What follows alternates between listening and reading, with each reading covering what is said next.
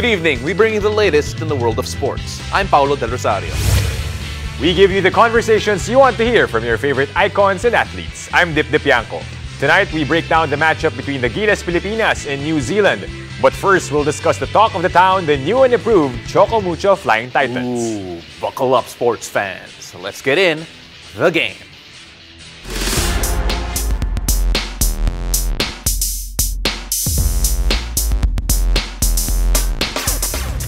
Well, it was a big day and a big win for the Choco Mucho Flying Titans as they took their first victory at the PVL Invitational Conference in a blowout against the Farm Fresh Foxies. Now, joining us to do a deep dive into the new and improved roster is PVL analyst Amela Tunay, who did it via the fan stream. Yes. Grabe yung kwentuhan nyo dun. Grabe talaga. Sobra. Oh, so let's focus first on what happened here. Itong Choco Mucho, basically flexing their muscles against the Farm Fresh Foxies.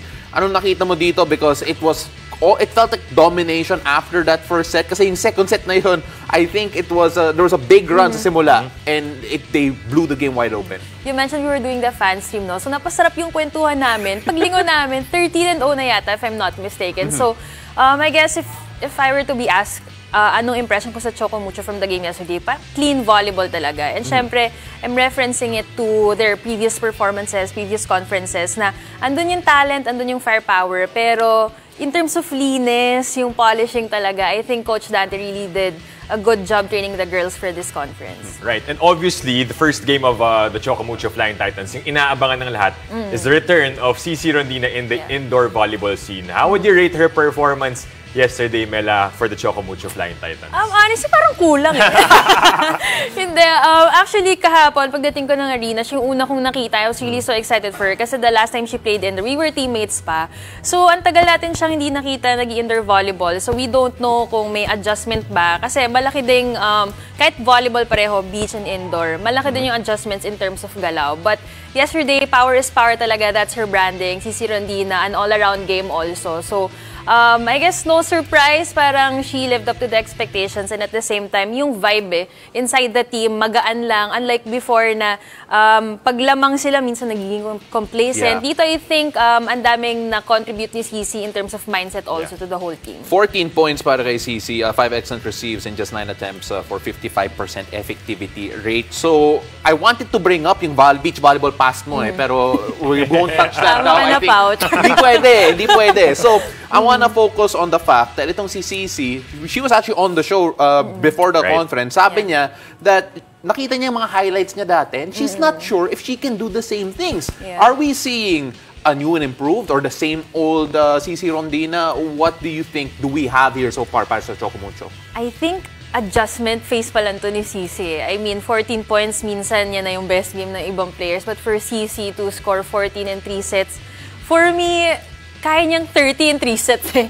I mean, hindi naman ako nakukulangan, but I know na she's adjusting pa. I also heard the same input from Pons na from beach volleyball. Parang ginagamay pa nila yung galaw nila inside. Nakikita natin na gagawa nila, pero that only goes to show na they expect more out from themselves. And like ako din, kasi nga naging teammate ko sila pareho. So, alam ko yung capability pa nila sa indoor. Right. What about the change in the starting lineup para kay Coach Dante Alinsanurin? We're so used to seeing Kat Tolentino start for Choco Mucho. But yesterday, pinasok ni si Caitlin Veray. Do you think, Mela, may effect ba yung pagiging teammate din niya kay CC back in UST? Yeah. Sabi ni Coach Dante, okay, mukhang may chemistry itong dalawang to. What do you think of that change? Honestly, wala akong insider info eh. Unfortunately. Pero kahapon, nung tinatawag nga yung starters, nagulat ako, even ask thoughts. Time daw, hindi pa nila alam kung sinong starter. As in, iniikot daw talaga ni Coach Dante. And I think, going here, naisip ko nga lang na sobrang short ng conference na to. So it might be strategic for Coach Dante as well. Kasi halos lahat ng games padulo, knockout lang eh, even the finals, diba? So maybe he's preserving din itong si Kat Tolentino, lalo na the previous conferences talagang babad na babad din siya, nag-international competition pa siya. And syempre, at the level Caitlin is playing now, deserve niya naman and she's really delivering for Choco Mucho. Second top score with 13 points in that game against Farm Fresh. Now let's move on to someone that everyone loves talking about. Itong si Dina Wong. Of course. Ano yun? Well, yeah. Parang hindi siya masyadong famous. A lot of people say that, uy, grabbing improvement niya. Big time improvement coming into that game against Farm Fresh. But is it really a big time improvement? Because I honestly felt that yung level of play niya has always been at that high level. Siguro, malaki yung improvement kasi like right now, yesterday we kept mentioning it also na ang ganda ng distribution ni Dida. Before kasi, I guess this is common knowledge to the viewers naman of PVL na she's Kat Tolentino-centric. But yesterday, a lot of players had been shining. Even the middles, Maddie Madayag, Cherry Nunag, and yun nga, si Caitlyn Cici, kalat na kalat talaga yung bola niya. And siguro, a lot of people were really impressed on the improvement in a sense na kahit mas bata yung kalaban nila, andun pa rin yung little factor na kanino pupunta si Dina. And yun nga, yung pagiging pulido ng team, we credit it to Coach Dante. But at the same time, pag nasa loob na, wala na yung coach sa loob eh. Yeah. Yung setter na talaga yung brains inside the game. So I think Dina did well in terms of her composure as well at sa pagdala ng team. Right, and according to the Twitter world, may record nga ngayon si Dina Wong, served 13 straight in set number 2. But we have to double check our sources dun sa stats na yun. No? Pero 13 straight, hindi yun biro. Nakakuha pa siya ng aces in that service line. And of course, yung middles naman ng Choco Mucho, Maddie Madayag, we know that she came from an injury last conference. Pero slowly but surely nakakabalik na siya sa old form together with Cherry Nunag, who also had an improvement with her stint in the SEA Games. What can you say about these two middles? Well, ako, I'm very impressed kasi honestly, whenever I look at Choco Mucho's lineups, nakikita ko talaga ang deep ng pool nila of middles, diba? Diyan pa si Bea Del, hindi pa natin nakikita. Veteran Micah Ortiz nandyan din. Pero yesterday, the starters were ito nga, si Maddie and Cherry Nunag, who both played efficiently for Choco Mucho. And I think sa pool nila, silang dalawa yung may pinaka-okay na running or pinaka-consistent. Of course, Mike Ortiz, branding niya yan. But I guess now, sa younger generation of players, no, sila yung nakakagawa na mas pulido para sa team nila. And having running attackers really give a big opening sa mga wingers nila. Kaya din super efficient na itong mga wingers nila, Caitlyn and Cici, dahil na-engage na mabuti itong middles ng Choco Mucho yesterday. Well, Mel, let's look big picture here kasi that was a very impressive win para sa Choco Mucho. Just dominated the whole game and was fully in control.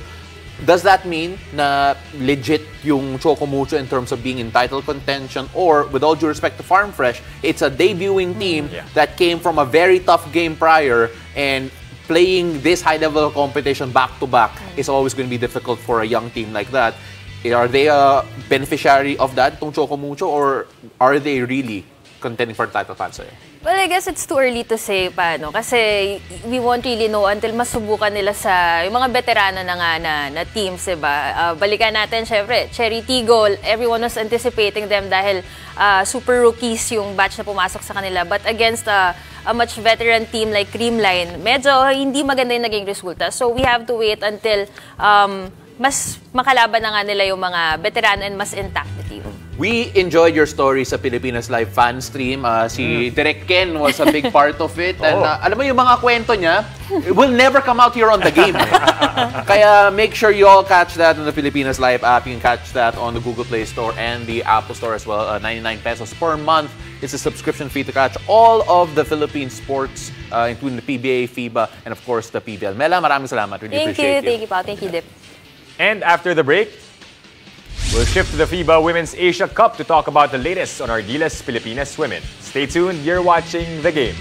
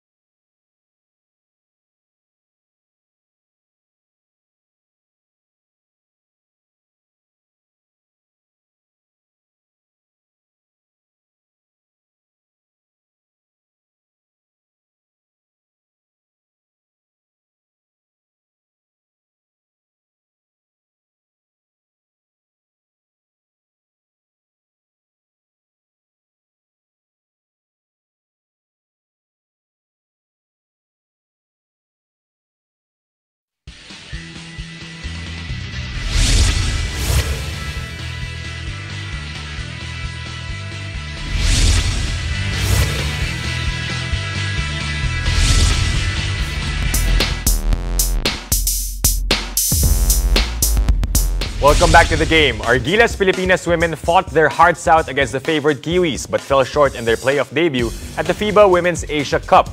Now joining us to talk about the multi-titled mastermind of the TNT 3x3 squad, Coach Mau Belen. Coach Mau, Grand Slam winning. Grand Slam winning. Grand Slam winning. Multi-titled, lahat na. PBA 3x3. Making history with us. And Coach Mau, thank you again for joining us. Pag-usapan natin, kakatapos lang this afternoon the match between New Zealand and Gilas Pilipinas women. Dikit yung laban, 83-78. Your initial thoughts on how the women played for our country. Alam na natin na kaya nila makipagsabayan with the best of the best in Asia. Yeah, first and foremost, thank you for having me here. Like everyone siguro na pumunta doon nanood kanina, they think na New Zealand will just walk there and win that game. But yun nga, puso, the heart, the effort, they put their nose down and just put in the work. Yun talaga yung Filipino basketball eh. It worked for us, this game, which is a very pivotal game. Sayang lang, siguro 2 possessions away in winning that game. Disruptive, ang kulit on defense, and just so pesky if you watch the entire game. Very typical Filipino basketball. Right. Pero Coach Mau, you take a look at the fact that right before this game in particular, nakausap namin si Coach Pat, and he said that it was important to win the Chinese Taipei to prove or show that they belong to Division A. And I think with this performance against New Zealand, they didn't win it. But then I think it's safe to say na medyo umunganta yung level ng Filipinas basketball. What's your opinion on yung entire state ng program based on yung performance nila so far? I like it. They stick to how they compose that team going to Australia. You know, heavy on guards, a lot of running we'll see. And I think yun talaga yung goal is wala man tayong height. Let's use that speed onto our advantage. And again, sabi mo nga, the bara-bara basketball always works for us. And for some reason, and just the heart of those girls, you know, turning around that 70-point loss in Australia, almost winning this game, and then won against Chinese Taipei. Right. Let's zone in on some of the performances that the girls did a while ago. To quote our producer, si Ken, sabi nga niya, itong stat line ni Bernardino, malaskati yung dating. All-around performance, 15 points. Grabe yung mga rebound niya. 8 rebounds, 2 assists, 2 blocks, 2 steals. And you also have Jack and Imam, 14 points, 11 rebounds. And of course, Jasmine Hoson with 15 points. Do you see this trio leading itong Gilas Pilipinas women further beyond in the future tournaments of Gilas Pilipinas? Hindi nagkamali si Coach Pat sa pagpili sa kanya. Rookie debut niya tong FIBA Asia, a big tournament. And we know that Afril and Jack will always be the heart and soul of this team. Maltagal pa natin sila mapapakinabangan, and Afril just went on a higher level on this tournament. Jack, double-double again from the Chinese Taipei game. It works well, or it works a lot for them. Yung break nila kahapon definitely give them a boost. Nakita nyo naman yung mga rebound ni Afril. Skying high dun sa mga tall ferns, and just amazing basketball. And just to point out, itong si Jasmine, very, very young. If I'm not mistaken, born in the 2000s. Deep into the 2000s. Let's not talk about what decades we were all born. But let's also focus on something that not a lot of people, people will notice, but for the wrong reason. Itong si Vanessa De Jesus did not have a great shooting day. Was really keyed on defensively against New Zealand, always given a hard time. But does this show that it's not heliocentric, it's not just revolving around one player, yung sistema ng Gilas Pilipinas women, that the star, like Vanessa De Jesus, did not necessarily have a good game scoring-wise, but still, Gilas performed the way that they did? Yeah, as a coach, we always give credit to where credit is due. The New Zealand played a very good defense on her. Again, the term is they're blitzing her once she comes out of that pick and roll action, and they just contain her. I mean, I don't know, I want to use the word lucky. Luckily, the other shows up for this game, and hindi siya pinahiya ng mga teammates na, you know, whenever she passed that skip pass on the corner, Janine Punteos makes it, Kate Castillo makes it, you know, one more Ella Fajardo, and again, Jazz Hosen. Yeah, and you know, just to emphasize that, sabi nga ni Coach Pat that he wanted the others to step up as well and not just revolve around Vanessa, as shown by yung substitution patterns niya in the last few games. But Dip, I mean, like, just looking at all of this, it's not done yet for the Philippines, if I'm not mistaken. Right. With all the players we mentioned, what are your thoughts, I guess, Coach Mao, on the Gilas Pilipinas women moving forward? Is it safe to, at least for us fans, na may lagyan natin ng onting expectations kasi ganda na pinakita nila. So are we expecting na, okay, moving forward, lalo pang gagaling itong team na to? Definitely. Coach Pat has this program. They're taking care of the grassroots, the under-16, the under-18. They kept on looking for talents here and abroad. And I know we're always, sanay tayo sa pressure. Kaming sa women's side, sanay kami sa pressure. So hindi na bago sa amin yun. You always put your money on us and will show up. A lot of people are saying that yung kulang na lang sa Gilas Pilipinas women is perhaps a naturalized player, perhaps more foreign players coming in, and maybe more investments sa grassroots. Pero sa palagay nyo, in terms of investment, in terms of trying to push women's basketball forward, especially from the national team level, what is the next logical step para sa programa na to? I hope itong preparation natin sa FIBA Asia, they had a really long time preparing for this, starting with the SEA Games. And then after SEA Games, they went straight to training for this FIBA Asia. Sana ma-sustain lang. Yeah. Whoever's in the position to make that happen, hopefully, all year round, talaga may training tayo. Hindi lang tayo nagte-training just for the sake na may competition kasi tayo 3 weeks, 1 month before that. So, hopefully, we can sustain that. But with all that said, prior to this FIBA Asia Cup, syempre, nabanggit mo nga, Coach Mao, no, yung Australia game, nung nakita natin yung final score, okay, mahihirapan tayo. But are we still on the right path, knowing that this is how we ended the tournament against New Zealand? And hindi pa tapos, kasi meron pang classification pa tayo. Are we on the right path towards this women's basketball? Definitely. You see all the negatives after the loss, but you also have to look at the positives. Yeah. You know, this is the highest place finish for us in FIBA Asia for a while now. Yeah. Yep. We're gonna finish 5th or 6th tomorrow, and we have to celebrate that.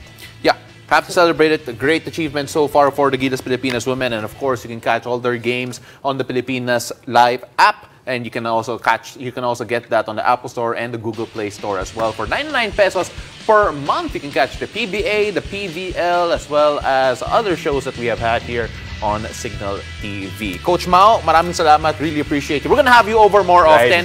We have to not just talk about Gilas basketball, of course, 3x3 and so much more. Maraming salamat. Thank you, Pao. Thank you, Jim. So after the break, we'll hear from Gilas mainstays Dwight Ramos as he talks about his journey into and with the national team. Stay tuned. You're watching The Game.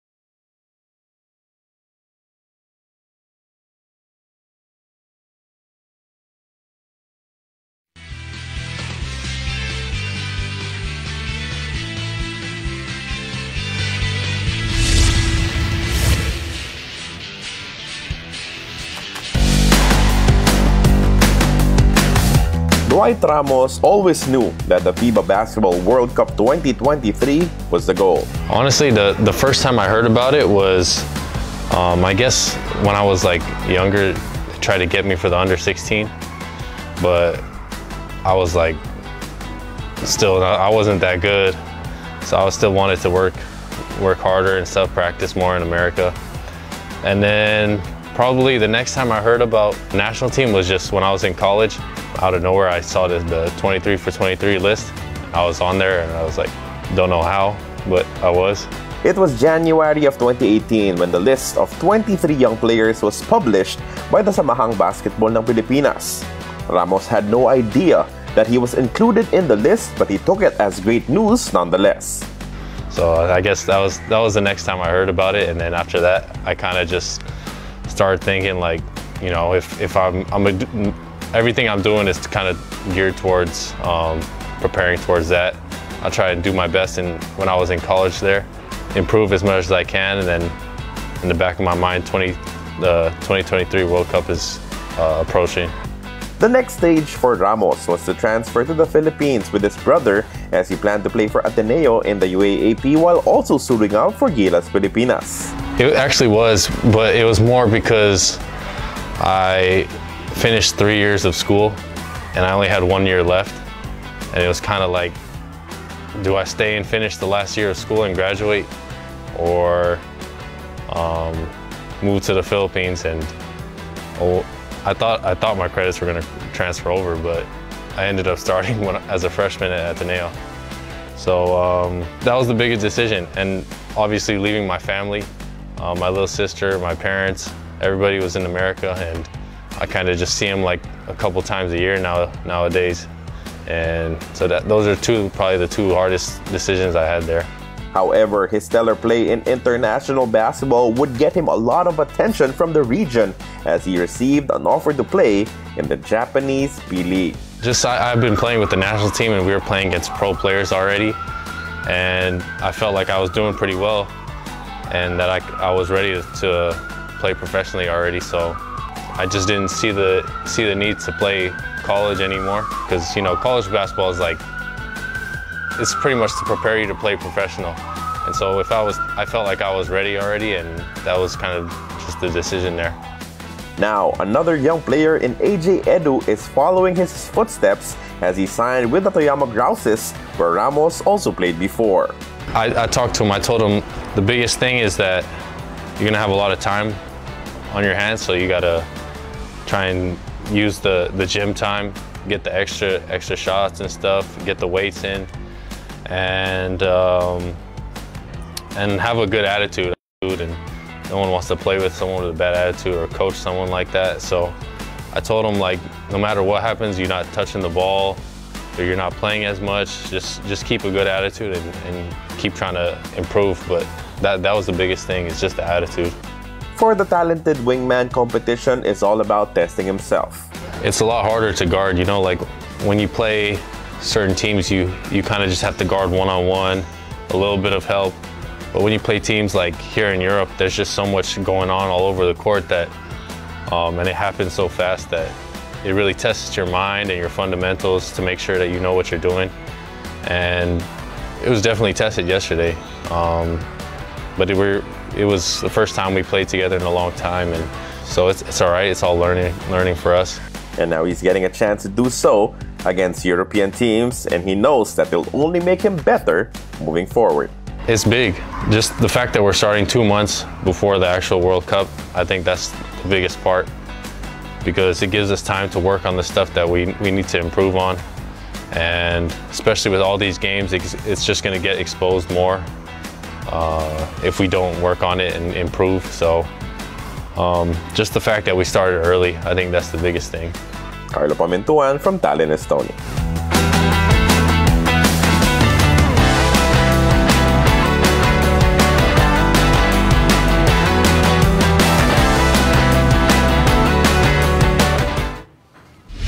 And if you want to see national team mainstay Dwight Ramos and the rest of Gilas Pilipinas, now is your chance. The FIBA Basketball World Cup is coming here to Manila. Here's how you can catch the games live and in person to be a part of basketball history. Nothing beats watching the FIBA World Cup live and in person.